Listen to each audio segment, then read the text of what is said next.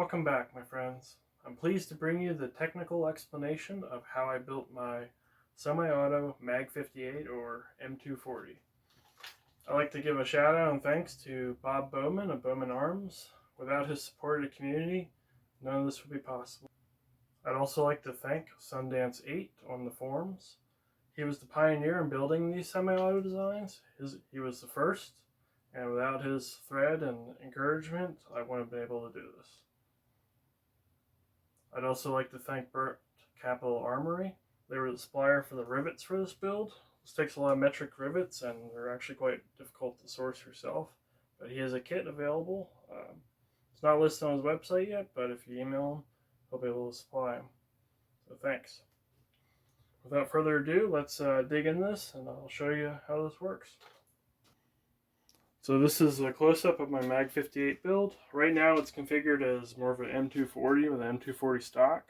The inline stock adapter has an M240 barrel, and I also have a M240 feed tray to take the M13 links. The M240 stock adapter is required for my design. We'll get into that. In order to disassemble, use a standard cleaning rod, and there's a hole in the butt plate that can be threaded down there.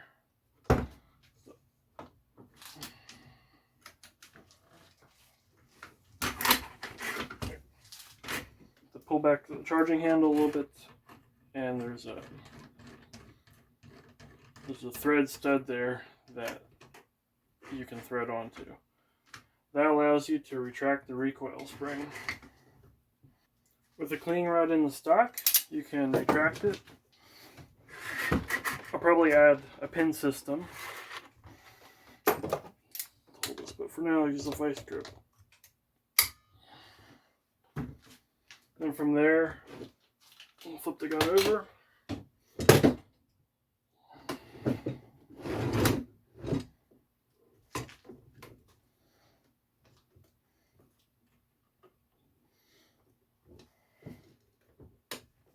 The tricky part's getting the striker spring off the stock, which I've done.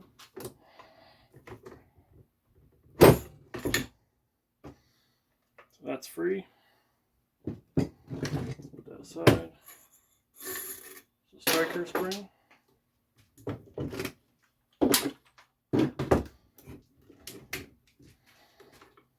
Striker spring and guide. The striker.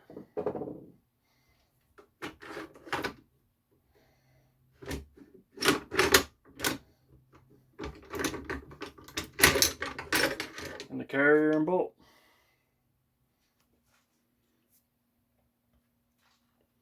I've disassembled the gun further in order to show how it works more clearly. This is a normal FN bolt. The carrier's been modified.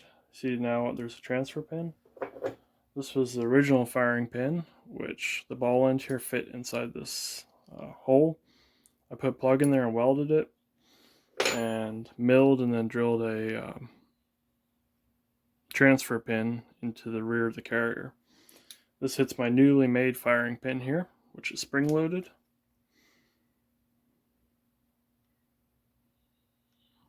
See there? And when the gun's in battery, this closes like that and lines up with the transfer pin. That way when my newly made striker comes forward and hits the transfer pin, it will hit the firing pin. This is an inertia-based system. It's not a direct hit. So the striker hits the transfer pin, which hits the firing pin. And the firing pin, using its velocity and inertia, is what strikes the primer. If you press the striker all the way forward, it only pushes the firing pin to about flush with the bolt face. This is done deliberately to help prevent slam fires. I've tested it, it will not slam fire. It needs a full velocity hit. So if the striker follows the carrier home, it will not fire that way. That's deliberate, that keeps it safe.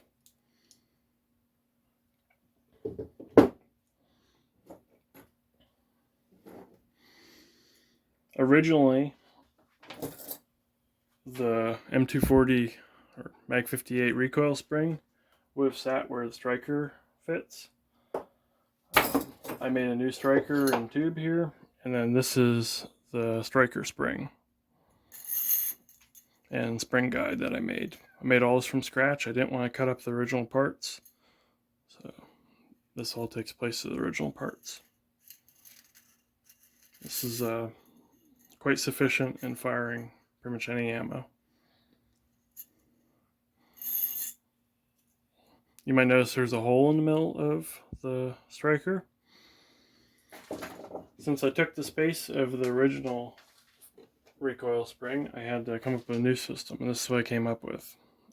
Using a M240 stock, which is in line with the rest of the gun, I made a housing, and this is a M249 recoil spring, and that fits. There's a hole there. That's how it interfaces. In order for this to work correctly, and especially in order for it to push cartridges from the links or from the belt into the chamber, you need a fairly heavy spring. You notice the original spring is this heavy braided wire spring, quite strong compared to most other recoil springs. So that was one issue I ran into with getting a heavy enough spring. The M249 spring it's on the edge of being too weak. I'm still working on that. I want to try a Mark 48 spring for this. Possibly also an M60 spring might work. That's fairly heavy and has similar requirements in that system. Let's look at the modifications I made to the lower now. This is my new sear and trigger.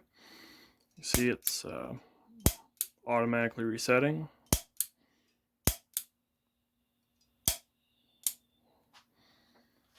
I made some other modifications. So this is the original sear in the gun. If you can see, it's a little bit wider. The original sear will, and then I also welded these blocks here, so the original sear will not fit in there.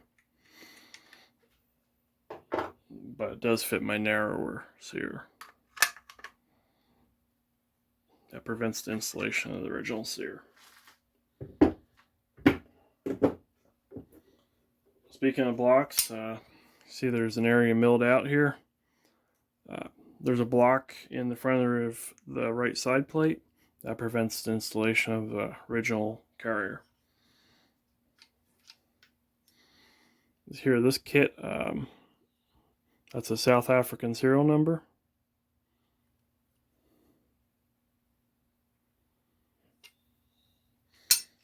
The left side plate has, which I kind of painted over, but there is you can't really see it. There was a RA prefixed serial number there. The right side plate I re-welded. It was cut right through here, here, and then here. And I welded it back together. If you're doing a re-weld, the welding needs to be good. The dimensions need to be correct on this, or you're going to have problems.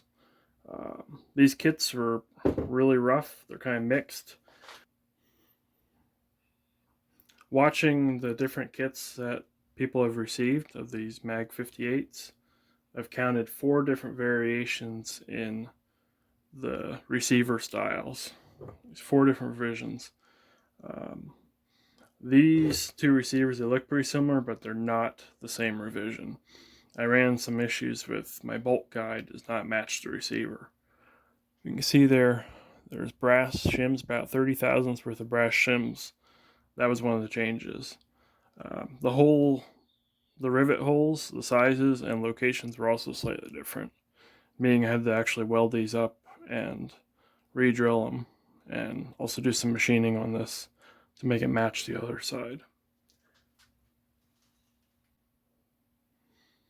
I don't know that I'd recommend doing a re-weld. It's a whole lot of work. There are side plates available for this.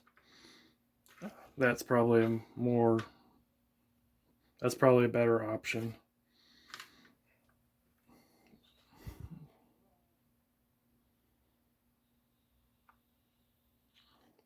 The rivet kit came from Burnt Capital Armory.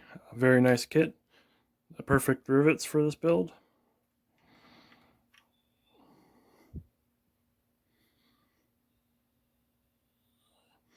See, I have a notch here. One of the things I tried before settling on the in-stock recoil spring was I actually had a recoil spring stuffed up in the front here, and this was the guide. I didn't have much luck with that system because, as I was saying, you need a really robust spring to get this to work correctly. And I'm still probably going to be doing some tweaking on that. I could use a little bit heavier spring. One of the other mods I tried, which it's probably not required, but it might give you something to think about if you're running into issues, is since I was stuffing a spring up front here, I made a new piston, a new piston rod, which is hollow, allowing a spring. And I reused that and actually put lead shot in here to increase the weight of the whole carrier.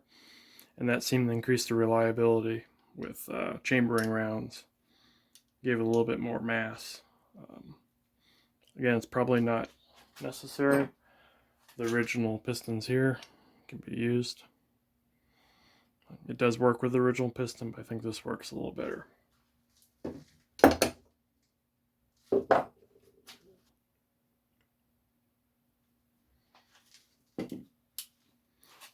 This is just an early style Mag 58 top cover with exposed studs. The newer styles this is machined and you don't see these round studs. Old style feed mechanism. This will work with both the German DM1 links and the US M13 links. This is a DM1 belt.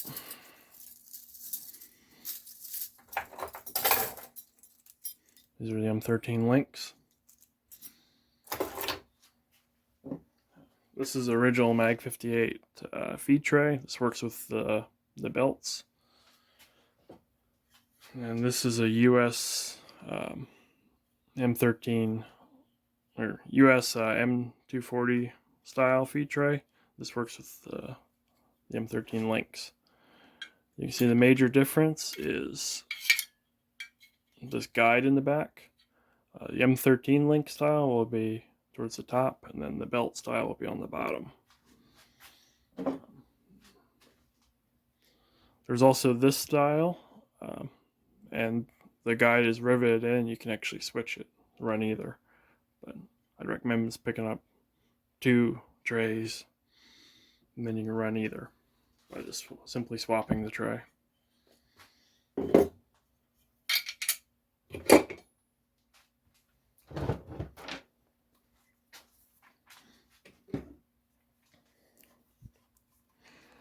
Here's a comparison of original Mag 58 stock, and then this is the US M240 style with the inline. The back of the action is slanted, so this has an angle. The M240 style has an angle, which makes it inline again. This style would be slanted when installed, and I'll take apart the stock and show you what's inside and how that works.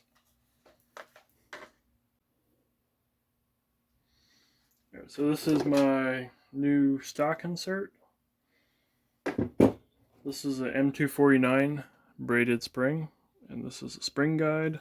And up here is just a spacer to give me more preload on the spring.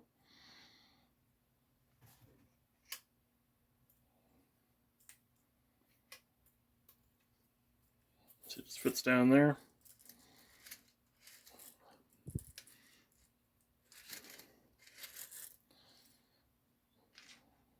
This is just a little spacer to help retain the stock, and then there's a thread end here so you can disassemble it. Made all this out of aluminum.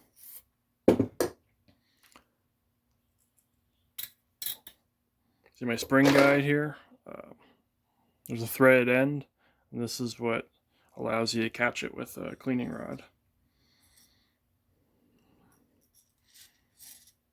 The system works pretty well. Again, I'm going to try and get a little bit more spring in there. I think it'll work better, but as it is, it's pretty good. I am absolutely thrilled with how this build turned out.